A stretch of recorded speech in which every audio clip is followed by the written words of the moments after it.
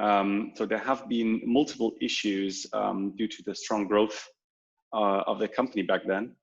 One was that more and more developers and teams have been hired to build lots of software solutions for the Zalando e-commerce solution. So the warehouses, brand management, the shop itself, and so on. So the company grew, hired lots of people, and that led to a bottleneck situation with the IT operations team that I was leading back then. And they were kind of flooded by requests. At that time, they were still managing on-premise data centers, ordering hardware every now and then with lead times of sometimes 2 months or so. And then they had to configure all the systems, grant access, and everything. Part of that was automated, but still, it was kind of always an issue to keep up with the scale of the company itself.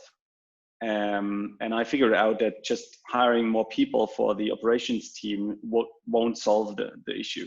So we need something that is more automated and allows dev teams to build as many apps that they want and bring them online safely.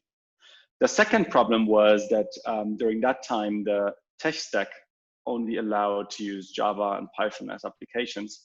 And there was a desire to run also apps with different technologies like Scala or Golang, which led to the situation that even the one or other developer left the company because they said, hey, I want to use with different tools and programming languages that are not supported. And they felt too much limited in their decisions.